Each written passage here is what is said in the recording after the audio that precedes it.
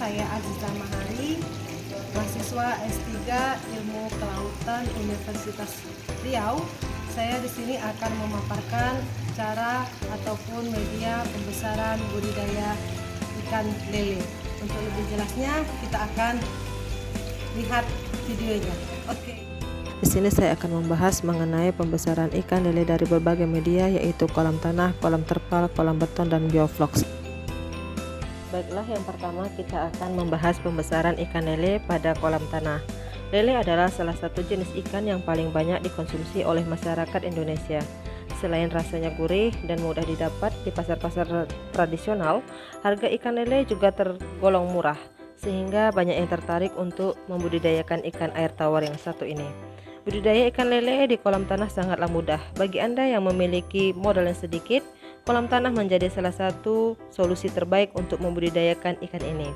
Adapun cara membuat kolam tanah adalah: yang pertama, pembuatan kolam dan pengukuran lahan. Lahan untuk kolam lele sebaiknya jangan terlalu lebar. Luasnya sekitar 12-14 meter kubik dengan kedalaman sekitar 1-1,5 meter. Hal ini dimaksudkan untuk memudahkan peternak dalam mengelola debit air dan proses pengontrolan. Yang kedua, pengeringan dan pengolahan kolam. Pengeringan kolam berfungsi untuk membunuh organisme patogen yang menyebabkan penyakit di kolam. Proses ini dilakukan selama 6 hari. Yang ketiga, pengapuran kolam. Menebar kapur dolomit atau kapur tohor guna membunuh patogen di dalam kolam. Dosis yang kita butuhkan sekitar 20-50 gram per meter kubik. Yang keempat, pemupukan kolam. Pemupukan dapat menggunakan kotoran sapi, kotoran ayam, kotoran kerbau yang telah kering.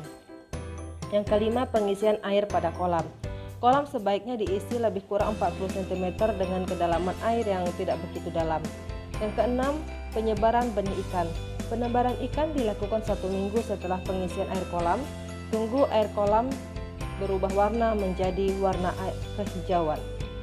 Yang ketujuh, pilih pakan yang berkualitas. Pemilihan pakan ini harus memiliki kandungan gizi, vitamin, dan mineral. Hal ini dibutuhkan untuk menunjang pertumbuhan ikan. Kedelapan, panen. Panen dapat dilakukan sekitar 2,5-3 bulan dengan bobot sekitar 80-100 gram per ekor. Adapun kelebihan dari kolam tanah ini adalah biayanya yang murah. Proses pemupukan sisa pakan ataupun perombakan sisa pakan dan metabolisme bisa terjadi secara alami.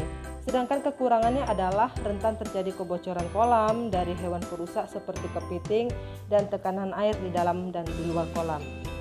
Lalu sulit untuk mengontrol hewan predator dan sulit mengontrol debit air. Yang kedua, kolam terpal. Kolam terpal adalah kolam yang dasarnya maupun sisi-sisi dindingnya dibuat dari terpal.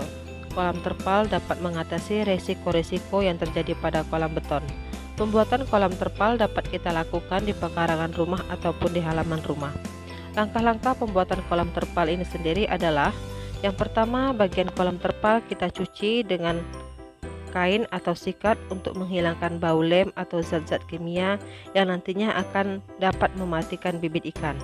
Setelah itu kita isi air setinggi 30 cm. Langkah kedua, siapkan bibit kurang lebih 2000 ekor ukuran 3-5 cm untuk ukuran kolam 3x4x1 meter. Perawatan lele dalam kolam terpal. Perawatannya ini pada umumnya tidak berbeda dengan perawatan di kolam lainnya. Beberapa perawatan lele yang perlu diperhatikan dalam kolam terpal adalah: yang pertama, penambahan air dalam kolam terpal berulang. Karena proses penguapan, maka tambahkan air hingga kembali pada posisi normal. Penambahan air ini kita lakukan dari ketinggian 30 cm hingga mencapai 80 cm. Kita lakukan secara bertahap setiap bulannya. Yang kedua, pemberian pakan. Pemberian pakan harus disesuaikan dengan besar mulut ikan. Pakan yang diberikan adalah pakan dari pabrik. Untuk kegiatan pembesaran ikan, pemberian pakan awal adalah F999 sampai ikan berumur 2 minggu. Kemudian kita menggunakan pakan 781 sampai 2 sampai berumur 2 bulan. Dan menggunakan pakan 781 sampai umur ikan hingga panen. Yang ketiga, panen. Panen kita lakukan dengan panen sortir ataupun dengan panen sekaligus. Adapun panen sortir ini sendiri adalah dengan memilih ikan yang sudah layak konsumsi atau sudah layak kita pasarkan, yang biasanya ukurannya 5-10 ekor per kilo. Dari budidaya kolam terpal ini kita memiliki keuntungan antara lain terhindar dari pemangsaan ikan liar, dilengkapi pengatur volume air yang bermanfaat untuk memudahkan pergantian air, peluang usaha bagi skala mikro, dan yang terakhir, lele akan tampak lebih bersih dan tidak berbau. Sementara kelemahan dari kolam terpal ini adalah suhu kurang stabil, bila tidak kokoh maka akan mudah jebol dan tidak tahan lama. Yang ketiga, kolam beton. Kolam beton adalah kolam yang dibangun dengan bahan utama semen dan pasir. Banyak peternak ikan lele yang memilih menggunakan kolam beton ini dikarenakan lebih tahan bocor dan awet daripada kolam terpal dan kolam tanah. Untuk lebih jelasnya akan kita simak mengenai persiapan dalam pembuatan kolam beton. Yang pertama adalah persiapan pembuatan kolam. Kolam beton dibuat dari campuran semen dan pasir serta kerangka besi. Kita dapat menyesuaikan ukuran kolam sesuai keinginan kita sendiri. Namun yang perlu diperhatikan dalam pembuatan konstruksi kolam beton, bagian dasar kolam ini harus dibuat agak miring dari arah permasukan air ke arah pengeluaran air. Hal ini bertujuan untuk memudahkan saat menguras kolam dan membersihkan dari kotoran-kotoran. Yang kedua, pengeringan kolam. Kolam beton harus dipastikan kering sempurna. Setelah kering, kolam harus dilakukan sterilisasi lebih dahulu, yaitu dengan mengisi air kolam separuh dari tinggi kolam dan memasukkan beberapa batang pohon pisang kurang lebih 2 minggu atau hingga membusuk. Yang ketiga, pemupukan kolam. Apabila kolam sudah kering dan dibersihkan dari batang pohon pisang yang sudah membusuk, selanjutnya taburkan dasar kolam dengan pupuk kompos. Bisa kita gunakan kotoran kambing, sapi, ataupun ayam yang dicampur dengan tanah. Hal ini bertujuan untuk menyiapkan tumbuhnya pakan alami bagi ikan lele. Yang keempat, pergantian air. Setelah kolam kita pupuk, kolam diisi air setinggi 30 cm dan didiamkan selama 3 hari. Selama didiamkan, kolam akan tersinari oleh sinar matahari. Jadi, pertumbuhan plankton dan biota air lainnya akan lebih baik. Tinggi airnya sekitar 90-100 cm tergantung kedalaman kolam, lalu dibiarkan selama 3 hari. Yang kelima, pemilihan bibit. Untuk menghasilkan hasil panen lele yang baik, maka bibit yang dipilih ini harus baik juga. Adapun ciri-ciri bibit yang baik adalah gerakannya lincah, tidak ada cacat pada tubuhnya, kulitnya mengkilap, dan tidak ada bercak serta ukurannya seragam. Yang keenam, penebaran bibit.